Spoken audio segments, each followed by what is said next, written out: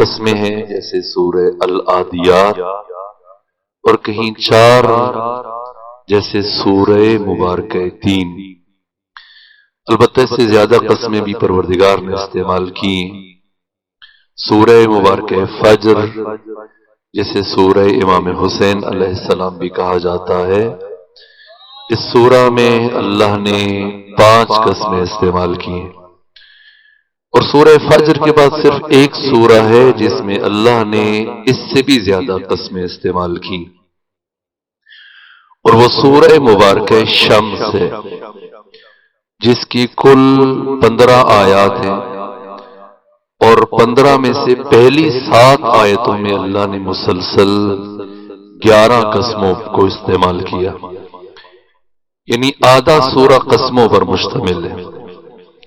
سورہ مبارکہ 3 کے شروع میں اللہ نے 3 آیتوں میں 4 قسمیں استعمال کی، اور اس کے بعد پھر مزید 5 آیات ہیں۔ یہ سورہ کل 8 آیتوں پر مشتمل ہے۔ پہلی قسم والتین، مجھے درخت انجیر کی قسم، والزیتون، اور مجھے درخت زیتون کی قسم، وطور سینین، مجھے طور سینا کی قسم، وہذا البلد الامین، اور مجھے امن والے شہر مکہ کی قسم۔ کتنے درخت ہیں دنیا میں؟ کروڑوں یا لامحدود، انواع و اقسام کے درخت۔ کائنات اٹی ہے مختلف نوع درختوں سے۔ ان لامحدود اور لامتناہی درختوں میں سے حق تعالی نے سب سے پہلے ایک درخت کا انتخاب کیا اور اس کی قسم اٹھائی، اور وہ ہے درخت انجیر۔ کیوں اللہ نے کائنات کے تمام درختوں کو نظر انداز کرتے ہوئے درخت انجیر کی قسم اٹھائی؟ کیا خصوصیت ہے؟ جس لمحے ہر دو کو اپنی برہنگی کا احساس ہوا اور ہر دو نے ضرورت ستر محسوس کی، تو حجاب کے انتظام کے لیے دونوں نے اپنے اطراف اور اکناف میں تتبع و تفحص پچھان پھٹک شروع کی، اور تلاش اور ڈھونڈنے کے بعد ہر دو کی نگاہ انتخاب درخت انجیر کے پتوں پر پڑی۔ چونکہ اس کے پتے نسبتاً بڑے تھے اور چوڑے تھے، دونوں میاں بیوی چلتے ہوئے آگے بڑھے، اس درخت کے پتوں کو توڑا، آپس میں جوڑا، اور یہاں سے اپنے ستر اور حجاب کا اہتمام کیا۔ تو درخت انجیر تاریخ انسانی میں وہ پہلا درخت ہے جس سے تمدن بشری کا آغاز ہوا، جس سے ثقافت انسانی کا آغاز ہوا۔ اس لیے پروردگار سب سے پہلے مرحلے میں درخت انجیر کی قسم اٹھا رہے ہیں، اور اس کے بعد دوسری قسم درخت زیتون کی۔ کیا خصوصیت حاصل ہے اس درخت کو انجیر کے بعد؟ تو یہ ہے ابو البشر آدم، اور وہ ہے آدم ثانی، یعنی جناب نوح علیہ وعلی نبینا علیہ التحیۃ والثناء۔ جب مسلسل 11 دن تک آپ کی کشتی پانیوں کے اوپر تیرتی رہی، اور آپ کی کشتی کے ساتھیوں میں یاس اور نومیدی کی فضا پیدا ہونا شروع ہوئی، اور رفتہ رفتہ چیمے گوئیاں شروع ہو گئی، اور انہی میں سے ایک ساتھی نے اظہار کیا، اے نبی خدا، کیا ہم اسی طرح سے پانیوں کے اوپر تیرتے تیرتے ختم ہو جائیں گے اور مر جائیں گے، اور ہمارا ذخیرہ خوراک ختم ہو جائے گا، یا کبھی ہم خشکی کا منہ دیکھنے میں کامیاب ہو سکیں گے؟ جیسے ہی جناب نوح نے کشتی کے اپنے ساتھی کی بات سنی، کشتی کے اندر موجود پرندوں میں سے 4 کبوتروں کا انتخاب کیا، انہیں مختلف اکناف میں روانہ کیا، اور مختصر فاصلے زمانی طے ہونے کے بعد ان 4 میں سے ایک کبوتر لوٹ کر آیا تو اس کی چونچ میں زیتون کے درخت کا پتا تھا. جناب نوح نے یہ پتا ہاتھ میں لیا، تبسم فرمایا اور کہا میری کشتی کے ساتھیوں میں تمہیں زندگی کی بشارت دیتا ہوں. جب یہ کبوتر اب زیتون کے درخت کا پتا لے کے آیا تو اس درخت کا قد چھوٹا ہوتا ہے، کم ہوتا ہے. اس کا مطلب یہ کہ پانی نیچے اتر رہے اور ہم سطح زمین سے قریب تر ہو رہے ہیں اور عنقریب ہم خشکیوں پر اترنے میں کامیاب ہو جائیں گے. تو درخت زیتون وہ درخت ہے کہ جو نوید حیات بشر بنا اور انسانی زندگی کے لیے نوید اور خوشخبری کا پیغام بنا. اس لیے پروردگار درخت انجیر کے بعد درخت زیتون کی قسم اٹھا رہے. اور پھر تیسرے مرحلے میں پروردگار نے طور سینا کی قسم اٹھائی. ملتان میدانی علاقہ، البتہ ہمارے کثیر تعداد میں احباب تلگنگ سے بھی تشریف لائے اور ہم بھی ان سے قریب تر رہتے ہیں. وہاں میدان کے پہاڑ بھی، اور آپ کے تلگنگ میں تو زیادہ پہاڑ ہیں اور دنیا میں بہت پہاڑ ہیں. خود پاکستان میں دنیا کی شاید دوسری بڑی چھوٹی بڑے بڑے پہاڑ ہیں.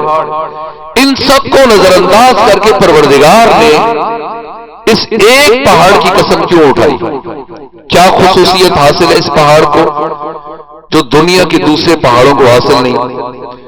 تو اس پہاڑ کو یہ شرف حاصل ہے کہ اللہ کا ایک نبی موسیٰ کلیم پیغام مسلسل بالاستیعاب بغیر وقفے کے 40 شب و روز یہاں پر قیام پذیر رہے اور 40 شب و روز اس مقام پر وحی الہی کا نزول ہوتا اور مسلسل وحی الہی کے نزول کے بعد اس جگہ کا اور اس پہاڑ کا شرف اتنا بڑھا کہ اس کے بعد جب بھی موسیٰ کلیم یہاں پر آتے تو خدا آواز دیتا یا موسیٰ فخلعن علیک انک بالواد المقدس طویٰ. اے موسیٰ جوتے اتار دیجئے کہ اب آپ ایک مقدس وادی میں داخل ہو رہے ہیں. برابر مسلسل وحی الہی کے نزول نے سرزمین کو اتنا بابرکت بنا دیا کہ پروردگار دنیا کے سارے پہاڑوں کو چھوڑ کر اس پہاڑ کی قسم اٹھا رہے ہیں. اور آخر میں چوتھی قسم وَهَذَا الْبَلَدِ الْأَمِينِ، مجھے امن والے شہر مکہ کی قسم. کتنے شہر ہیں دنیا میں؟ ہزاروں. سب کو چھوڑ کر پروردگار مکہ کی قسم کیوں اٹھا رہے ہیں؟ کوفہ کی قسم نہیں اٹھائی، بصرہ کی، طائف کی، مدینہ کی. مکہ میں کیا خصوصیت ہے؟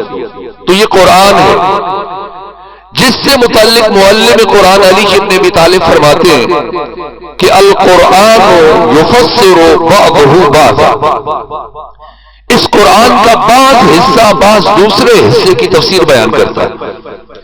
یہاں پروردگار نے فرمایا کہ مجھے درخت انجیر کی قسم، اور دوسرے مقام پر سورہ مبارکہ بلد میں فرمایا کہ میں اس شہر مکہ کی قسم کیوں اٹھا رہا ہوں.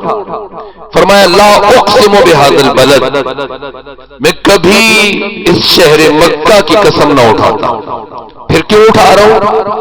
وَأَنْتَ حِلٌّ بِهَذَا الْبَلَدِ، اس لیے کہ اے میرے مصطفیٰ، میرے محبوب، آپ یہاں رہتے ہیں، آپ یہاں زندگی گزارتے ہیں، آپ یہاں سانس لیتے ہیں، آپ اس شہر کی گلیوں میں چلتے ہیں. تو صرف پیغمبر آقا تو مدینہ میں رہے اور مدینہ میں بھی دفن ہو گئے، تو پھر اللہ نے مدینہ کی قسم کیوں نہیں اٹھائی؟ اب کون سا باپ ہے اور کون سا بیٹا ہے؟ کیا ابو لہب اور اس کا بیٹا، یا ابو جہل اور اس کا بیٹا، یا پھر کوئی اور ابو اور اس کا بیٹا؟ مجھے تو ابو طالب عمران اور اس کے بیٹے علی کی کوئی اس لائق نظر نہیں آتا کہ وہ ختمی مرتبت کے ساتھ کھڑے ہو کر ایک ہی صف میں اس شہر کو لائق قسم بنا دے. مجھے درخت انجیر کی قسم، مجھے درخت زیتون کی قسم، مجھے طور سینا کی قسم، مجھے امن والے شہر مکہ کی قسم. کسی حد تک روشن ہوا کہ ان 4 چیزوں کی قسمیں کیوں اٹھائی پروردگار نے. لیکن اب علوم قرآن کے طالب علم کے ذہن میں ایک دوسرا سوال اٹھتا ہے، اور وہ یہ کہ ان چار قسموں کے بیچ ربط کیا ہے؟ اس لیے کہ پہلے پروردگار نے دو درختوں کی قسم اٹھائی، پھر ایک پہاڑ کی اور پھر ایک شہر کی۔ یہ بلاغت قرآن کے خلاف ہے۔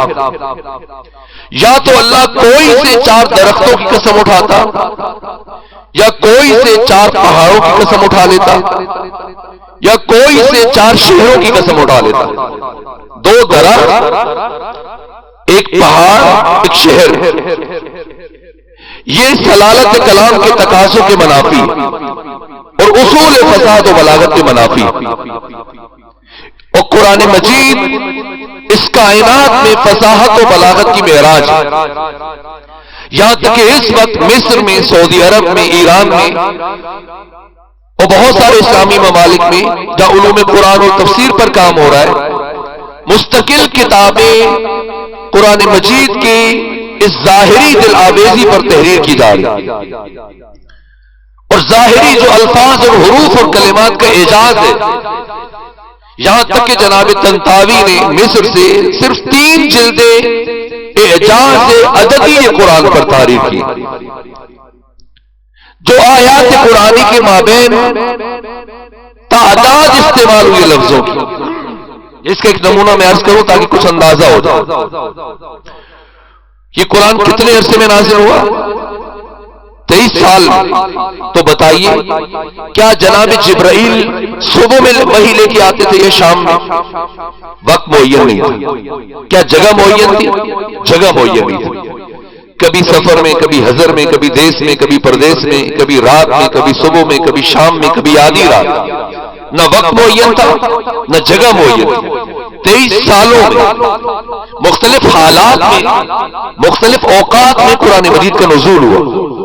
اس کے باوجود کتنا دقیق ربط ہے قرآن مجید کی آیات میں اور آیات کے اندر استعمال ہونے والے الفاظ میں۔ پورے قرآن مجید میں لفظ دنیا کتنی مرتبہ استعمال ہوا؟ اگر حافظان قرآن اور قاریان قرآن تشریف فرماؤ تو وہ بھی میرا ساتھ دیں۔ لفظ دنیا آپ حضرت گوگل پہ بھی سرچ کر سکتے ہیں۔ پورے قرآن میں لفظ دنیا 115 مرتبہ استعمال ہوا۔ اب آپ مجھے بتائیے کہ دنیا کے مقابلے میں کیا ہے؟ آخرت۔ اور اب گنے لفظ آخرت بھی پورے قرآن مجید میں 115 مرتبہ استعمال ہوا۔ اتفاق ہے؟ اتفاق نہیں۔ لفظ حیات جس کا مطلب ہے زندگی، قرآن مجید میں 71 مرتبہ استعمال ہوا، اور زندگی کے مقابلے میں کیا ہے؟ موت۔ گن لیجئے پورے قرآن مجید میں، معجم المفارس سے تحریر سے گن لیجئے، لفظ موت بھی قرآن مجید میں 71 مرتبہ استعمال ہوا۔ اتفاق ہے نا؟ اس کائنات میں اتفاق نامی چیز وجود نہیں رکھتی۔ لفظ شیاطین قرآن مجید میں 68 مرتبہ استعمال ہوا، اور شیاطین کے مقابلے میں کیا ہے؟ ملائکہ۔ لفظ ملائکہ بھی قرآن مجید میں 68 مرتبہ استعمال ہوا۔ لفظ ابلیس قرآن مجید میں 11 مرتبہ استعمال ہوا، اور انسانوں کو اللہ کی پناہ اور بندگی میں جانے کا حکم بھی اللہ نے 11 مرتبہ دیا۔ لفظ علم و معرفت قرآن مجید میں 811 مرتبہ استعمال کیا گیا، اور امام صادق فرماتے کہ علم اور ایمان کا باہم چولی دامن کا ساتھ ہے۔ جہاں علم و معرفت ہے وہی ایمان ہے، جہاں ایمان ہے وہاں علم و معرفت ہے۔ لفظ علم و معرفت قرآن مجید میں 811 مرتبہ استعمال ہوا، اور لفظ ایمان بھی قرآن مجید میں 811 مرتبہ استعمال ہوا۔ اتفاق ہے؟ ہاں۔ آسمان کتنے؟ 7۔ گن لیجئے بسم اللہ سے لے کے والناس تک لفظ سماوات قرآن مجید میں 7 مرتبہ استعمال ہوا۔ اپنی نجی زندگی میں آ جائیے، سال میں کتنے شب و روز ہیں؟ کتنے دن ہیں؟ 365 دن کو عربی میں یوم کہتے ہیں۔ گن لیجئے پورے قرآن مجید میں لفظ یوم 365 مرتبہ استعمال ہوا۔ مہینے کتنے؟ 12۔ مہینے کو عربی میں شہر کہتے ہیں، لفظ شہر قرآن مجید میں 12 مرتبہ استعمال ہوا۔ شب روز میں کل ملا کر کتنے گھنٹے؟ 24 گھنٹے کو عربی میں سات کہتے ہیں. لفظ سات قرآن مجید میں 24 مرتبہ استعمال ہوا. یہ قرآن مجید کو حسن ہے. جیسے ختمی مرتبت نے فرمایا کہ ظاہرہ انیق و باطنہ عمیق، اس کا ظاہر بہت خوشنما ہے اور اس کا باطن بہت گہرا ہے.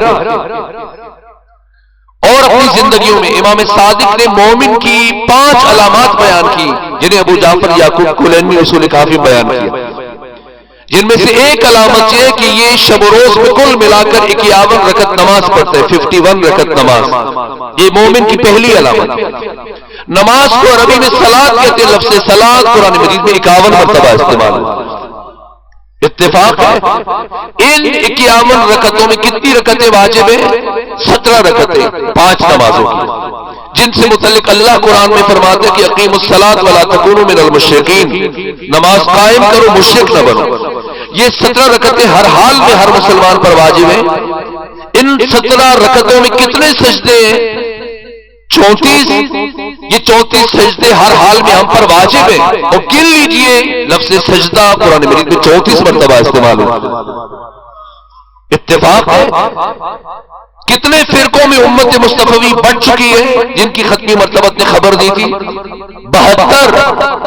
لفظ فرقہ قرآن مجید میں 72 مرتبہ استعمال ہوا. پیغمبر کے جانشین کتنے جن کی ولایت کا اعلان ختمی مرتبت نے میدان خون غدیر میں فرمایا، اور اہل تسنن و اہل تشیع کی کتابوں میں حتی نام تک موجود ہے. 12 وسیع پیغمبر کے، اور لفظ وسیع قرآن مجید میں 12 مرتبہ استعمال ہوا. امام کتنے جن کی امامت کا پیغمبر نے اعلان کیا؟ لفظ امام قرآن مجید میں 12 مرتبہ استعمال ہوا. جو ان 12 کی پیروی کرے اور ان کے پیچھے چلے اور ان کی اتباع کرے اسے کیا کہتے ہیں؟ شیعہ. اور لفظ شیعہ بھی قرآن مجید میں 12 مرتبہ استعمال ہوا. اتفاق ہے؟ نا اتفاق نہیں ہے. تو جب اتنا دقیق ربط ہے قرآن مجید کی آیات کے اندر استعمال ہونے والے الفاظ اور ان کی تعداد میں، تو پھر سورہ مبارکہ 3 میں کیا ہوا کہ پروردگار پہلے 2 درختوں کی قسم اٹھا رہے، پھر ایک پہاڑ کی، پھر ایک شہر کی. تو اگر ہم قرآن مجید کے ظاہر تک رک گئے تو قیامت تک ان قسموں کے مابین ربط تلاش نہیں کر پائیں گے جب تک کہ ہم ظاہر سے باطن تک کا سفر شروع نہ کریں. جیسا ختمی مرتبت نے فرمایا کہ اذا التبست علیکم الفتن، اے مسلمانوں جب تم فتنے کی موجوں میں گھر جاؤ، قطع اللیل المظلم، جیسے سیاہ تاریک رات ہوتی ہے، ہر طرف سے مسائل اور مشکلات کی بوچھاڑ ہو، معاشی مشکلات، اقتصادی، معاشرتی، سماجی، سیاسی، امنیتی مسائل چاروں طرف سے. کس کے پاس جاؤ؟ امریکہ کے پاس، چائنا کے پاس، رشیا کے پاس، یا اپنے انفرادی مسائل کے حل کے لیے مولویوں کے پاس جاؤ، پامسٹروں کے پاس، پیروں کے پاس. کس کے پاس جاؤ ان میں سے؟ فرمایا کسی کے پاس نہیں. فعلیکم بالقرآن، تو تم پر واجب ہے کہ قرآن مجید کے دامن میں پناہ لے لو. فَإِنَّهُ شَافِعٌ مُشَفَّعٌ، یہ قرآن ایسی شفاعت کرنے والا جس کی شفاعت قیامت کے دن قبول کی جائے گی. من جعلہ اماما، جس نے اس قرآن کو اپنا امام بنایا، قادہ الی الجنہ، یہ قرآن اس کی قیادت کرتے اسے جنت تک لے جائے گا. ومن جعلہ خلفہ، جس نے اس قرآن کو پس پشت ڈال دیا اور خود آگے آگے چلنا شروع ہوا اور ملا سے، سوسائٹی سے، ماں باپ سے، مدرسوں سے، اسکولوں سے، جہاں جہاں سے عقائد اکٹھے کیے، بھرتی. اور جب کسی نے کہا یہ کیا عقیدہ ہے تمہارا، تو کہتے ہیں ابھی صبر کرو میں تمہیں قرآن سے ثابت کر کے دیتا ہوں. یہ نہیں کہ خالی اس ذہن ہو کے خود کو طبق اخلاص میں رکھ کر خالی وجود کے ساتھ، خالی دل و دماغ کے ساتھ قرآن کے محضر میں جاتا اور قرآن جو عقیدہ لے دیتا اسے قبول کرتا اور اپنی زندگی کا منشور کرا دیتا. نہ، ادھر ادھر سے سن سنا کے عقیدہ بنا لیا. جب کسی نے پوچھا تو ابھی ثابت کر کے دیتا ہوں، اور انسان ثابت کرنے پہ آئے تو کیا نہیں ثابت کر سکتا. تو جس نے اپنی مرضیاں اور خواہشیں اور اپنے معتقدات کو قرآن کے اوپر مسلط کرنے کی کوشش کی اور قرآن کو پس پشت ڈالا، ساقہ الی النار، یہ قرآن اسے دھکیلتا ہوا جہنم تک لے جائے. لہو ظاہر و بطن، اس قرآن کا ایک ظاہر ہے، اس کا ایک باطن ہے. ظاہرہ انیق، ظاہر بہت خوشنما ہے جس کی ایک مثال ابھی عرض کی. وہ باطنہ عمیق، اس کا باطن بہت گہرا ہے. لا تحصى عجائبہ ولا تبلى غرائبہ، یہ پیغمبر کی حدیث چل رہی ہے، لیکن میں یہیں پر رکوں. اگر ظاہر پر رکیں گے تو رب معلوم نہیں ہو پائے گا، اس لیے باطن تک چلنا پڑے گا. جیسے بہار الانوار کی 92 نمبر جلد میں خطیب نوک سنا حسین ابن علی نے فرمایا کہ القرآن علی اربعۃ اشیاء، یہ قرآن 4 چیزوں پر مشتمل ہے. حسین ابن علی فرما رہے ہیں، قرآن کے مضامین کو تقسیم کر رہے ہیں، کس کا کتنا حصہ ہے قرآن میں. فرمایا العبارہ والاشارہ واللطائف والحقائق، قرآن میں عبارت ہے، الفاظ ہیں، قرآن میں اشارے ہیں، قرآن میں لطائف ہے، اور قرآن میں حقائق ہے. تو اشارہ کس کے لیے، عبارت کس کے لیے، لطائف کس کے لیے، اور حقائق کس کے لیے. فرمایا العبارت فللعوام، قرآن کی عبارت عوام کے لیے، اور عوام کا قرآن میں اتنا ہی حصہ ہے کہ اس کے لفظ پڑھو، دہراتے رہو، ثواب لیتے رہو بس. بل اشارت فللخواص، قرآن کے اشارے خواص کے لیے. واللطائف فللاولیاء، قرآن کے لطائف یہ اولیاء خدا کے لیے. والحقائق فللانبیاء، قرآن کے حقائق انبیاء کے لیے. تو مکتب اہل بیت کے شاگرد تشریف فرمائے جو بہرحال خاص ہے. تب ظاہر سے باطن کا سفر، جیسے ختمی مرتبہ نے اپنے کلام میں ارشاد فرمایا، تو معصوم کے کلام کے تناظر میں بظاہر پروردگار درخت انجیر کی قسم اٹھا رہا ہے، بباطن پروردگار یہ فرما رہا ہے کہ مجھے عہد آدم کی قسم، اور مجھے نبوت آدم کی قسم، اور مجھے درخت زیتون کی قسم یعنی مجھے عہد نوح کی قسم، اور مجھے طور سینا کی قسم یعنی مجھے عہد موسیٰ کی قسم، اور مجھے شہر مکہ کی قسم یعنی مجھے عہد مصطفیٰ کی قسم. تو 4 قسموں میں اللہ نے تمام نبیوں کی زندگیوں کا احاطہ کیا، اور 1,24,000 نبیوں کی بعثت کو، نبوت اور رسالت کو تمہید بنایا. یہ قسمیں اس لیے نہیں ہے جیسے ہم اپنی بات پر یقین دلانے کے لیے قسمیں استعمال کرتے ہیں جو ہمارے کلام سے الگ ہے. نہ، خدا کی قسم جو اللہ قسم استعمال کرتا ہے وہ اس کلام کا حصہ ہوگی، وہ اس کلام کی جان ہے، وہ تمہید ہے، وہ اساس ہے جس پر وہ کلام برقرار ہو. سارے نبیوں کی نبوتوں کو، ان کے فلسفہ بعثت کو پروردگار تمہید بیان کر رہا ہے، قرار دے رہا ہے، اور اس کے بعد پھر اس عظیم ترین آسمانی مطلب کی طرف متوجہ کر رہے ذہن بشر کو.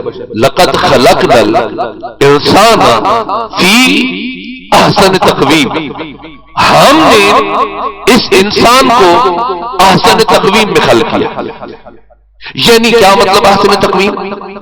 یعنی ہم اس انسان کو جتنا خوبصورت بنا سکتے تھے بنایا، اور پھر ثم رددناہ اسفل سافلین، پھر اسے جتنا نیچے گرا سکتے تھے گرا دیا، جتنی پستیوں میں لے کے جا سکتے تھے اسے پستیوں میں رکھ دیا. نعوذ باللہ، خاکم بدہن، دست ادب جوڑ کے عرض کر رہا ہوں، کیا یہ تخلیق انسانی کے ساتھ مذاق نہیں کہ ہم اس انسان کو جتنا خوبصورت بنا سکتے تھے بنایا، اور پھر اسے جتنا نیچے گرا سکتے تھے گرایا، خلق کیا احسن تقویم میں، رکھ دیا اسفل السافلین میں. کیا مطلب؟ تو اسے سمجھنے کے لیے وہی لب و لہجہ ہے جو لب و لہجہ اس آیت میں اللہ نے استعمال کیا. لقد خلقنا الانسان فی احسن تقویم، بالکل یہی الفاظ ہے اور یہی آغاز اور یہی لب و لہجہ ہے. کیا فرمایا پروردگار نے تعارف انسان میں اور تخلیق انسان سے متعلق؟ فرمایا لقد خلقنا الانسان من سلالۃ من طین. جب اللہ نے تخلیق انسان کی گفتگو کی اور انسان کا تعارف پیش کیا اور انسان کی شناخت سے متعلق گفتگو کی تو کیا فرمایا؟ ہم نے اس انسان کو بنایا کس چیز سے؟ جی نہیں، مٹی سے نہیں. اگر مٹی کی بات ہوتی تو خدا فرماتا لقد خلقنا الانسان من طین، ہم نے انسان کو مٹی سے بنایا.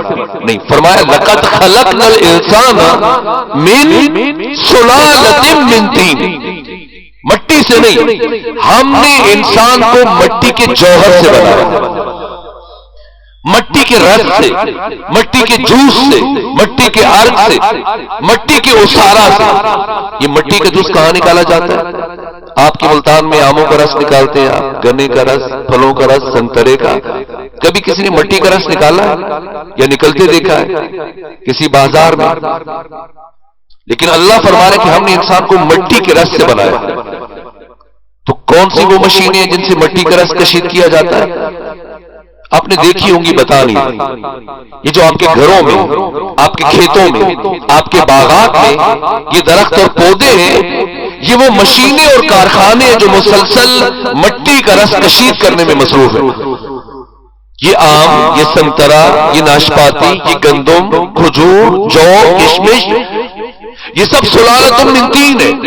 یہ وہ مٹی کا رس ہے جسے اس پودے نے اور درخت نے زمین سے کھینچ کر اس دانے میں منتقل کیا، اور پھر اس دانے کو، اس سنترے کو، سیب کو، ناشپاتی کو، آم کو، اس گندم اور جو اور چاول کو انسان نے کھایا تو کیا بنا؟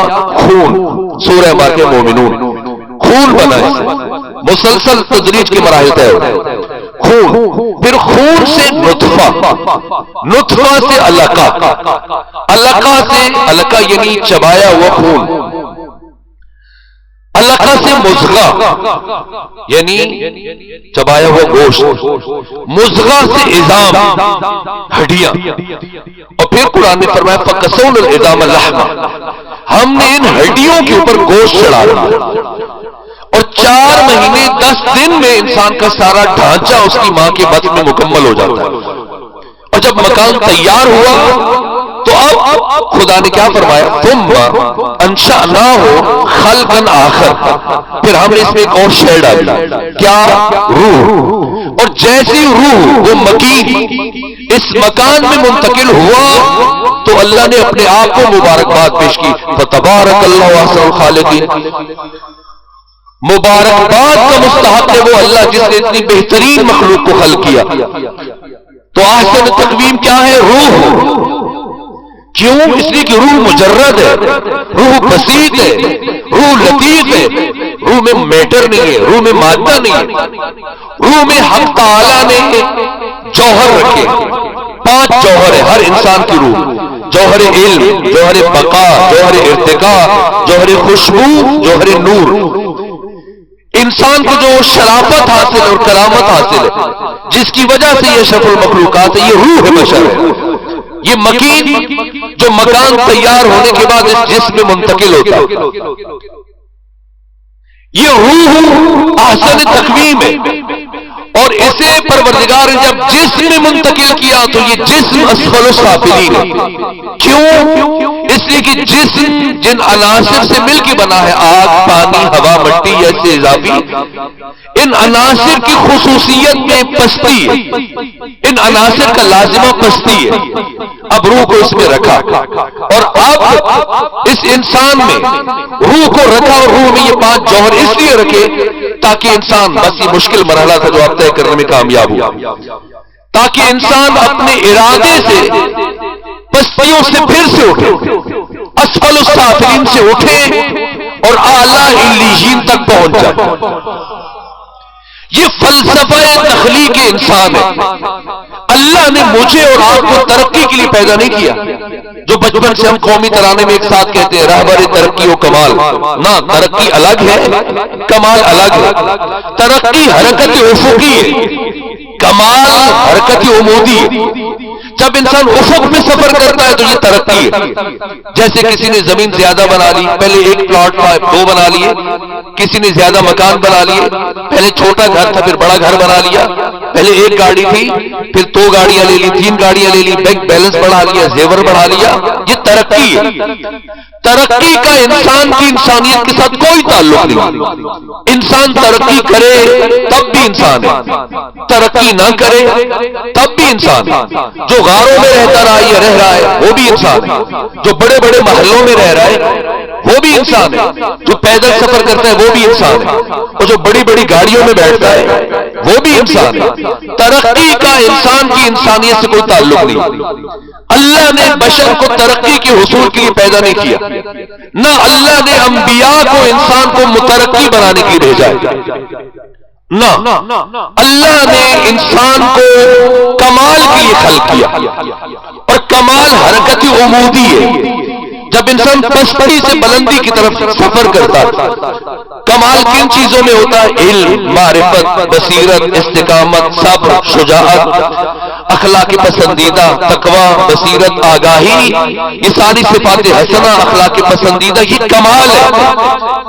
اللہ نے بشر کو کمال کے لیے خلق کیا۔ میں اور آسان کر دوں ان بچوں کے لیے بالفاظ دیگر، پروردگار نے ہمیں انسان پیدا نہیں کیا بلکہ انسان بننے کے لیے پیدا کیا۔ ابھی جو ہمیں انسان کہا جاتا ہے مجازن، انسان حقیقی بننے کے لیے کمال کا سفر ناگزیر ہے۔ اس لیے اللہ نے پہلی 4 قسموں میں 1,24,000 نبیوں کی نبوت اور رسالت اور بعثت کی طرف اشارہ کیا کہ یہ نبی انسانوں کو باکمال بنانے کے لیے آئے، اور سب سے بڑھ کر ذات ختمی مرتبہ امام الانبیاء سید الرسل کا فلسفہ بعثت حصول کمال بشر